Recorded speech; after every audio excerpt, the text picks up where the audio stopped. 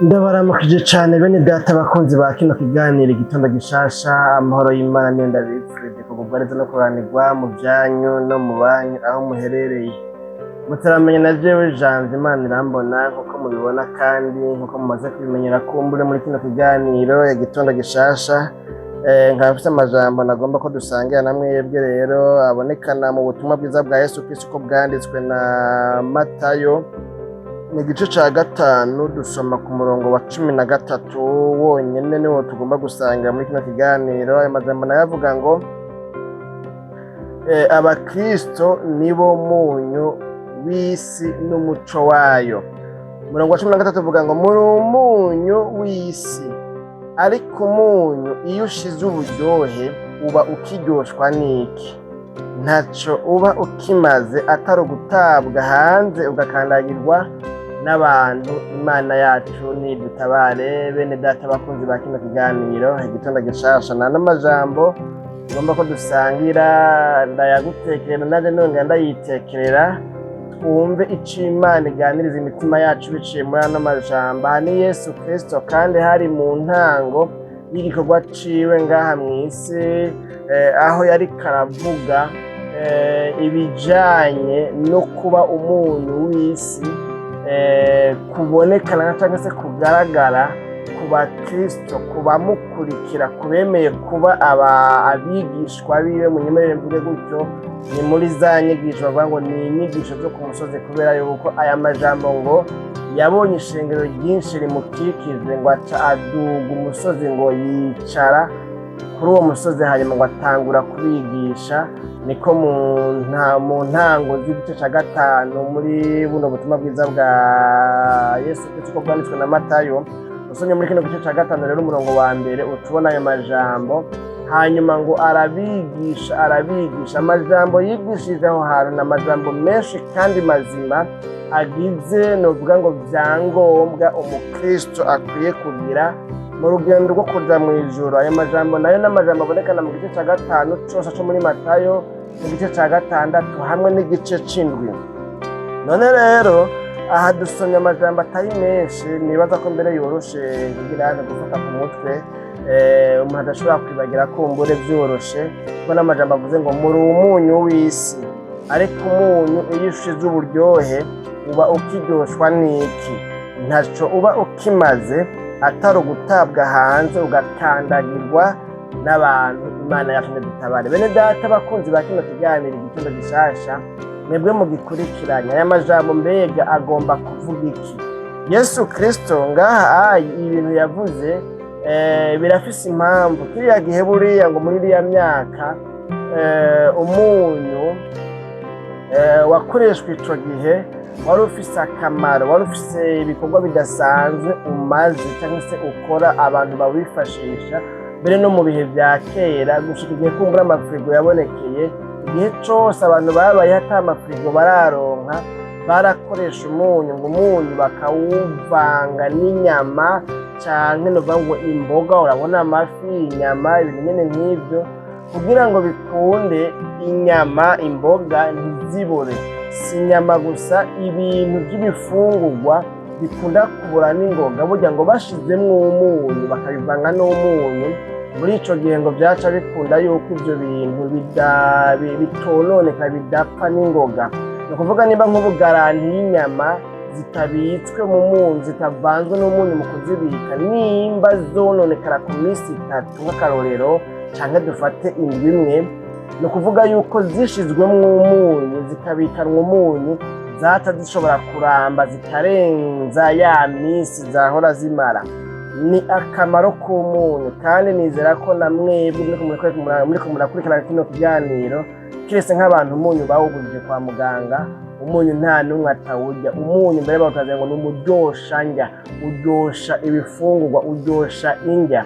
Imana yacu nidutabare. Hanyuma rero birumvikana rero ko mu gihe amafirigo atari bwabeho, umunyu ngo wongereza ikiringo co kubaho, wongereza durée de vie, wongereza garanti de vie y'ikintu cabitswemwo umunyu. Kitabitswemwo umunyu capfa n'ingoga, cononekara n'ingoga, caba gifise garanti nk'iy'umubu. Ariko ngo kibitswemwo umunyu kibikanywe n'umunyu ico kintu caca congereza iminsi yo kubaho. Aho ndiko ndavuga akamaro k'umunyu muri kiriya gihe. Mw'isezerano rya kera uravye naho hari ibintu bavuga ngo ni isezerano ry'umunyu, ngo iyo abantu babiri basezeranye isezerano hama ko kandi iryo sezerano ngo rikaba ari isezerano ry'intahava, byumvikana ko iryo sezerano ngo uwuzohirahira akihindukiza mu ijambo bizotegerezwa kumugirako ingaruka.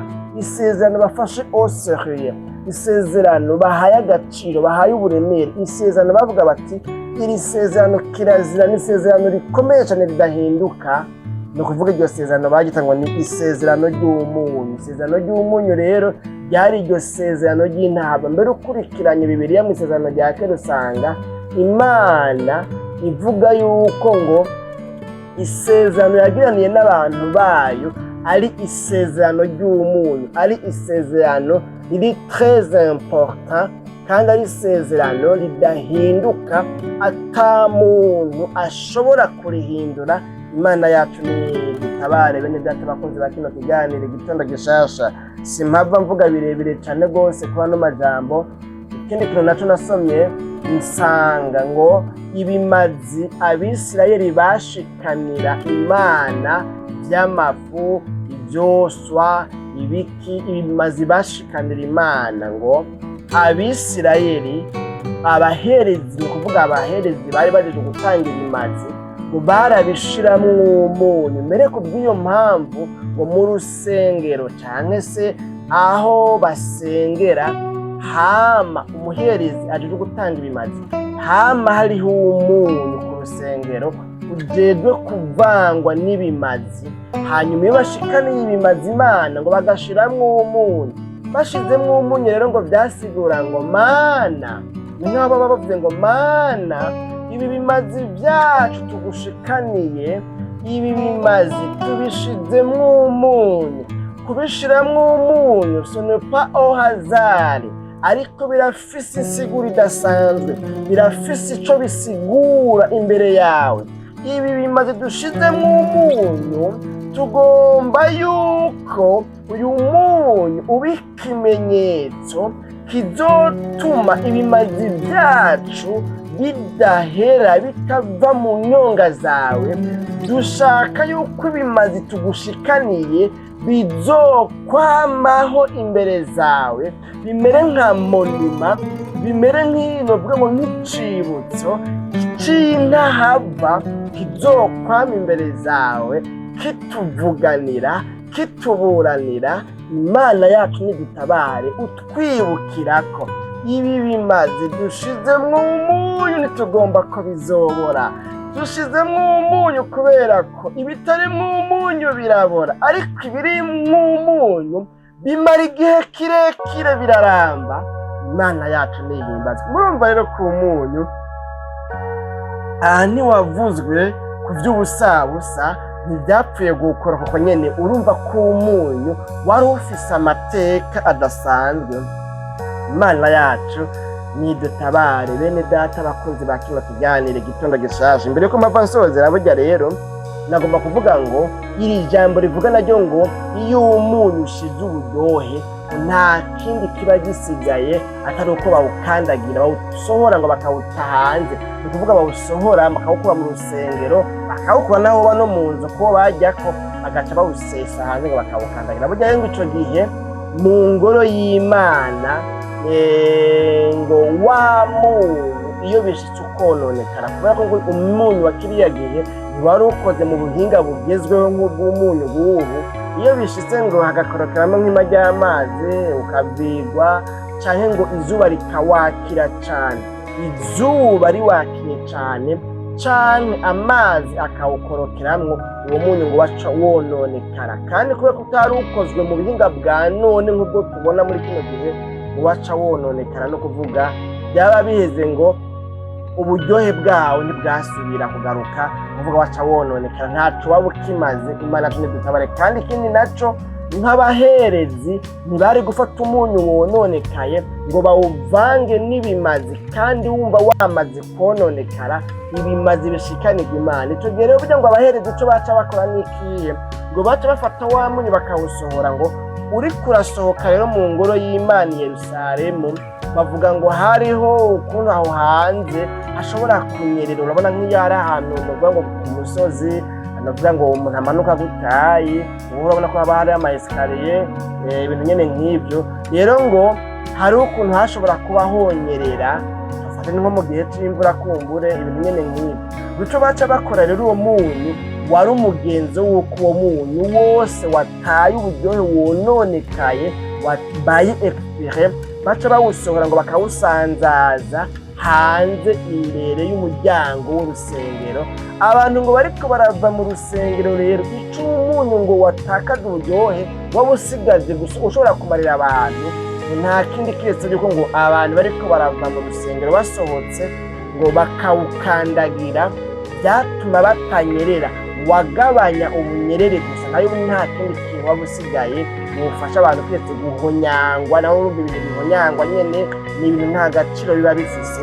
Imana yacu nidutabare. Yesu rero ngaha mu ntango z'inyigisho ziwe ariko arabwira abantu bagiye kuba abigishwa biwe, abantu bagiye kuba abakristo, abantu bagiye kuba abayoboke biwe, ariko arababwira ngo mwebwe mwemeye kuba abakizwa, mwebwe mwemeye kuba abakristo, muri umunyu w'isi.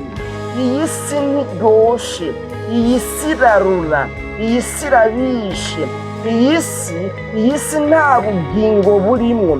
Kugira ngo bikunde isi ibemwo ubugingo, kugira ngo iby'isi bishobore kuryoha, nuko habaho umunyu.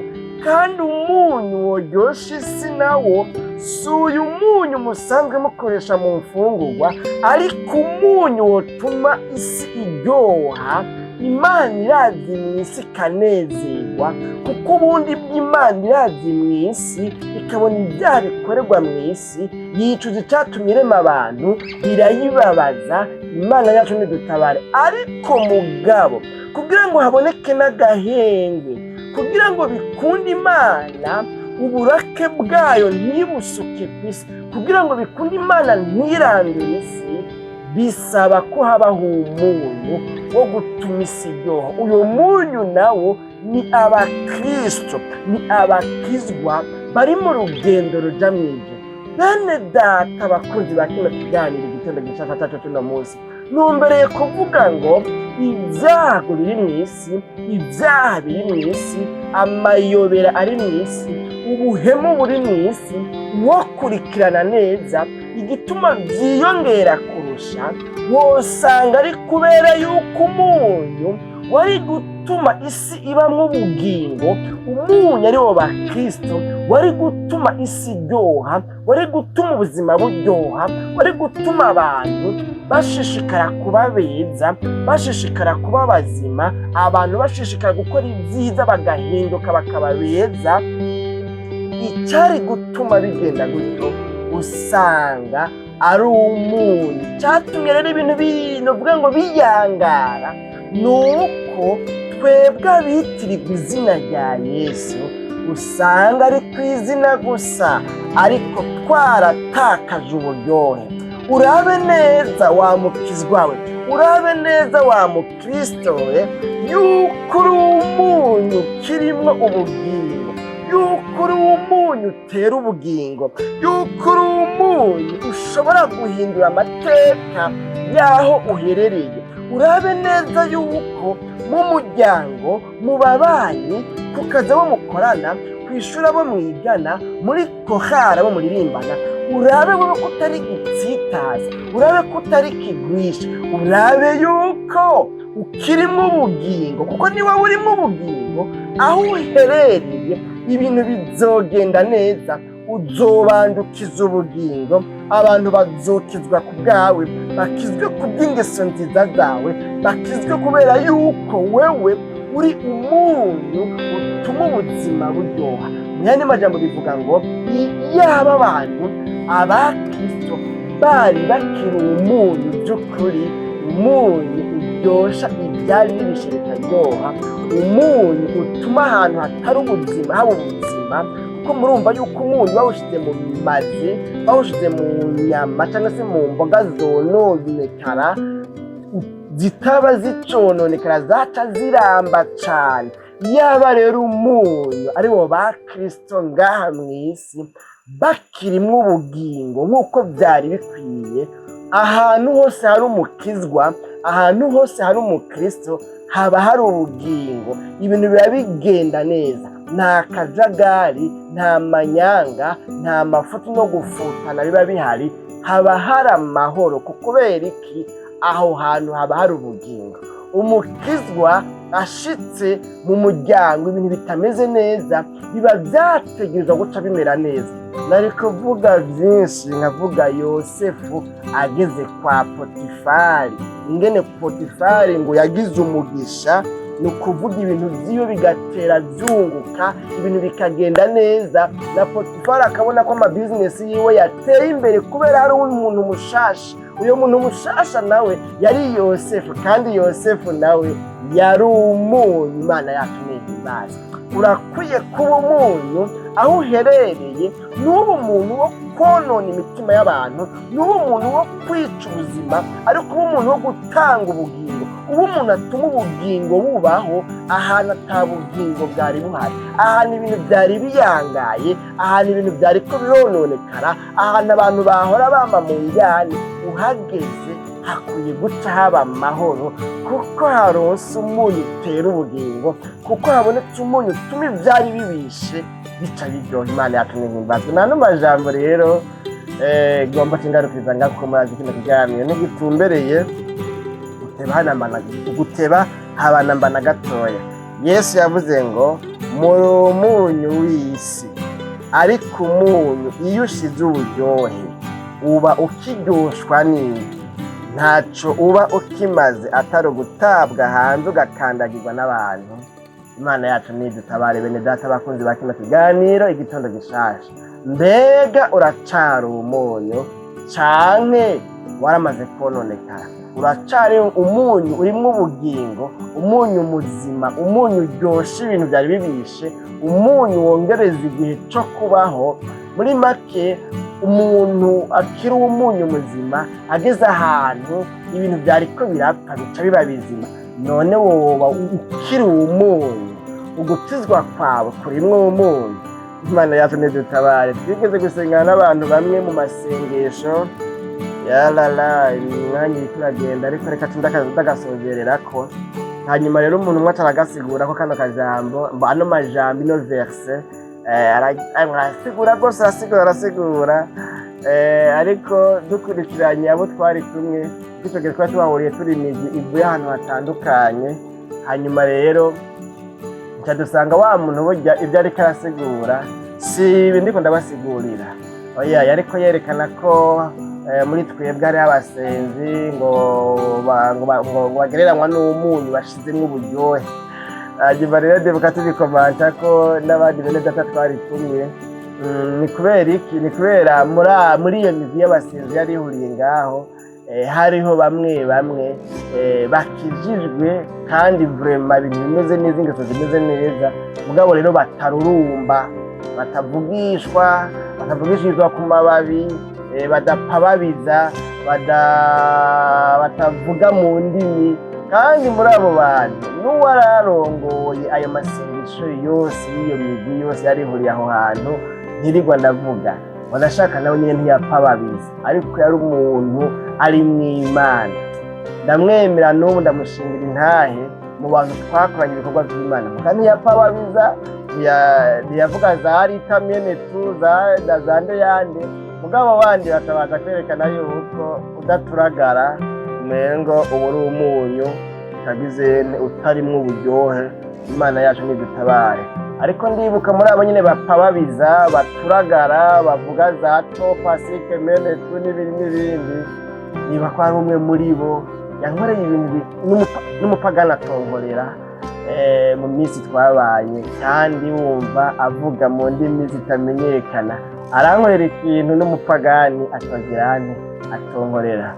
Ibyo sinokorwa ndabijamo kubera nyine byararenganye, ariko nyine ni uturorero mfashanyigisho.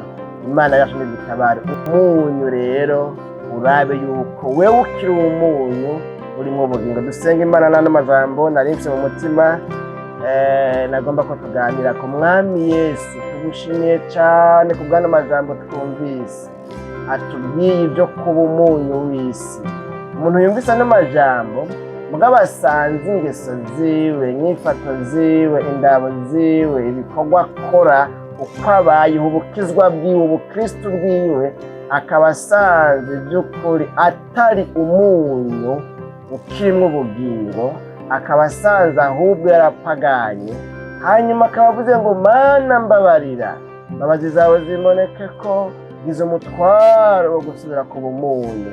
Uyu muntu rero notumuguza ko imbabazi umugirire neza, umuhe kwemerwa nawe, umusubizemwo buno buryohe, kuko biracashoboka yuko umusubizamwo uburyohe naho iby'umunyu kiriya gihe bitakunda yuko usubizwamo uburyohe, ariko ubu biracashoboka kubera ko uracari ku ntebe y'imbabazi. Turagushimiye muri uno mwanya ko ano majambo dusubiye kumvisha amatwi yacu, imitima yacu ikaba iganijwe aya majambo, uyazigamire mu bayumvise kandi uyaherekeje ibimenyetso n'ibitangaza mu izina ryawe ryera Kristo Yesu, no tuvyizeye. Amen.